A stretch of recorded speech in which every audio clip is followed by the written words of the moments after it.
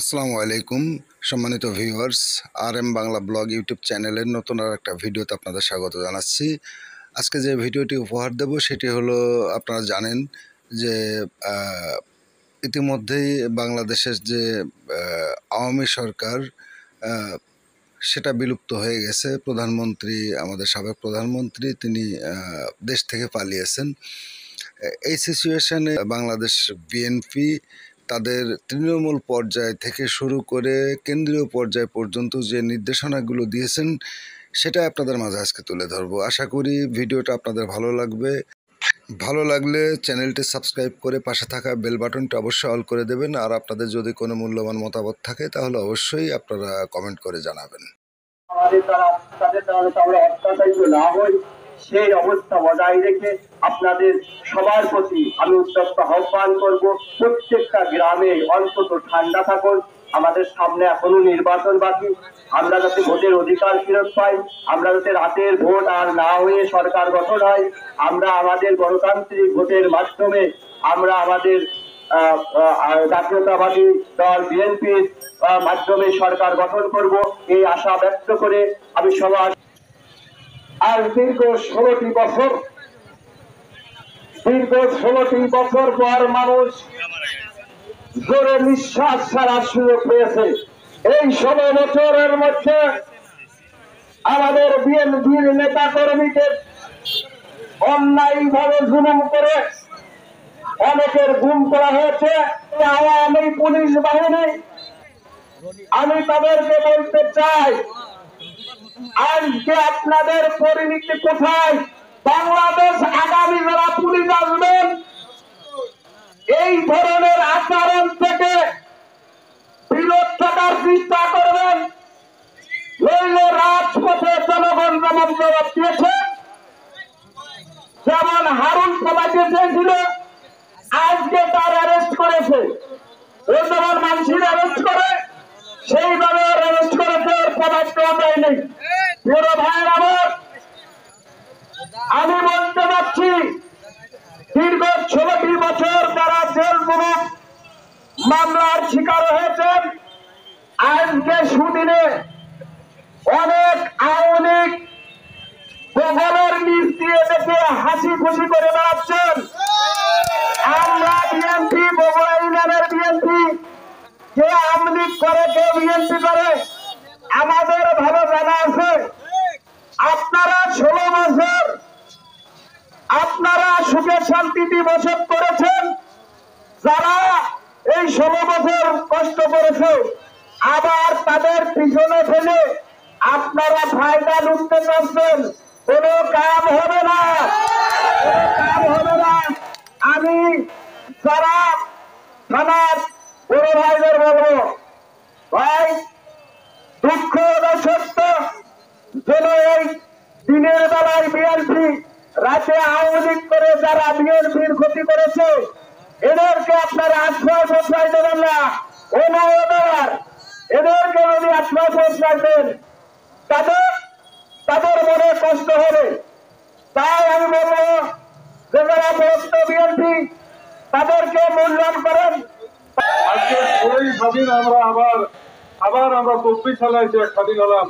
আর ছেলেমেয়ে আজকে আমাদের দেশের পরবর্তী যারা ভবিষ্যৎ, সেই ছেলেমেয়েদের কত ছেলেমেয়ের আজকে জীবন গেছে, সেই জীবনের বিনিময় এবং আজকে আমরা একটা স্বাধীন দেশ পেলাম।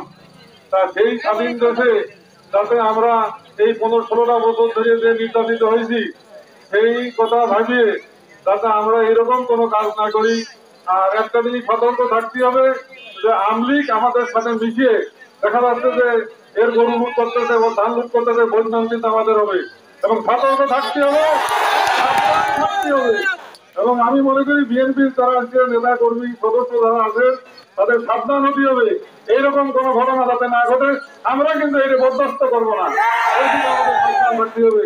আগামী দিন যাতে এই জুলুম জালেম সরকার সামনে ধরেন নির্বাচন আসবে যাতে আর না আসতে পারে, সেই দিক তাকাইয়ে আমাদের ভালো কাজ করে জনগণকে সেইভাবে বুঝাইয়ে আমাদের চলতে হবে। অনেকদিন পর আজ এই চৌরাস্তার মোড়ে আমরা আজকে বাংলাদেশ জাতীয়তাবাদী দলের পক্ষে দুটো কথা বলার সুযোগ পেয়েছি।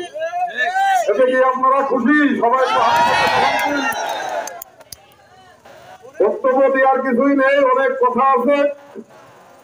পরবর্তীতে আপনারা আমাদের কেন্দ্রীয় নেতা, আপনাদের সকলের প্রিয় নেতা অ্যাডভোকেট আসাদ সাহেব আসবে। সেই প্রোগ্রাম এই হাটফাজিলপুর বাজারে হবে। আপনারা যারা আজকে উপস্থিত আছেন মনে রাখবেন, মাইকিং হবে। আজকে যে লোক উপস্থিত হয়েছেন তার চেয়েও 10 গুণ লোক আপনারা সবাই বলা বলি করে, একজন লোক 10 জন লোককে বলে ওই মিটিং এ আপনারা আসবেন। ওই দিন আমরা বিস্তারিত কথা বলবো। আজকে শুধু সৌজন্য সাক্ষাতের জন্য আপনাদের সম্মুখে আমরা জরুরি প্রোগ্রাম, আমাদের থানা বিএনপি সাধারণ সম্পাদক দুপুর সময় আমাদের এই প্রোগ্রাম দিয়েছে। তাৎক্ষণিকভাবে আমরা জরুরি প্রোগ্রাম নিয়ে আমাদের ছাত্র দল, যুব দল, অঙ্গ সংগঠনের এই অবৈধ ভোটচোর সরকার, এই দুর্নীতিবাজ সরকার, এই মানুষ খুন, ছাত্র জনতার খুনি সরকার কিভাবে পলায় গেছে আপনারা ভাবতেও পারেন নেই। আজকে প্রজন্মের মানুষ ভেবেছিলেন যে আওয়ামী লীগ আর জীবনেও ক্ষমতার দিকে যাবে না। আমরা সবসময় বলার চেষ্টা করেছি যে রাজনীতি বিধানের হওয়ার কিছু নেই। এই সরকার, এই ভোটচোর সরকার, এই সরকারের ভোটন খুব অতি সন্নিকটে। আপনারা ধৈর্য ধরেন, খুব তাড়াতাড়ি আপনারা ফল পাবেন। এই হাসিনা সরকার এই কোটা আন্দোলনকে নিয়ে, এই কোটার দাবি নিয়ে বাংলাদেশের কত ছাত্র ছাত্রী, সাধারণ মানুষ, রাজনৈতিক দলের নেতৃবৃন্দকে খুন করেছে। অগণিত খুনের মামলা হবে, অগণিত খুনের বিচার হবে। এই ইউনিয়নের যারা আওয়ামী লীগের যারা দালাল আছে, এই দালালরা বিভিন্ন কায়দায় আওয়ামী লীগের বিএনপির লোকজনের বিভিন্ন ভাবে অন্যায় অত্যাচার করেছে। আমি তাদের উদ্দেশ্যে বলতে চাই, অনেক করেছেন, অনেক মাইন্দারি করাইছেন, অনেক নির্যাতন করেছেন, অনেক স্কুল কলেজ হাট ঘাট আপনারা আজ থেকে সাবধান হয়ে যান, ভালোভাবে থাকেন, আরামায়েশ করেন। অনেক কামাইছেন, অনেক লুটপাট, সালিশ দরবার, এমন কোন সালিশ দরবার নেই যে সেখান থেকে টাকা পয়সা ছাড়া কোন সাধারণ মানুষ মুক্তি পাইছে। আমার জানা মতে এই সমস্ত কর্মকাণ্ড থেকে আপনারা যারা জাতীয়তাবাদী দল বিএনপি করেন, আমি বিএনপির প্রত্যেক ইউনিয়নের প্রত্যেক ওয়ার্ডে আমার যারা সিনিয়র নেতৃবৃন্দ আছেন, যারা অঙ্গ সংগঠনের নেতৃবৃন্দ আছেন, তারা সকলেই ওই ওয়ার্ড, ওই গ্রামকে সুন্দরভাবে গঠন রাখবেন। কোন রকম কোন লোকের অন্যায় অত্যাচার আমরা করব না। আমরা এই প্রতিজ্ঞা করবো যে আমরা কোন লোকের অন্যায় অত্যাচার করব না। আমাদের এলাকায় যে সমস্ত হিন্দু সম্প্রদায় আছে তাদেরকে ইবাদত করবেন। তারা কোনো অন্যায়কারী লোক না, তারা সাধারণ মানুষ। হিন্দুরা যেন কোনো প্রকারেই বলে না যে আমরা খুব ক্ষতির মধ্যে আছি, আমাদের ভয়ভীতি দেখাচ্ছে। আপনারা যারা ছাত্র দল, যুব দল, অঙ্গ সংগঠন করেন, তারা আপনারা মুক্তিযোদ্ধার মতন প্রহরী দেবেন, মানুষের নিরাপত্তা দেবেন। এই সমস্ত কার্যকলাপের সাথে আপনারা থাকবেন।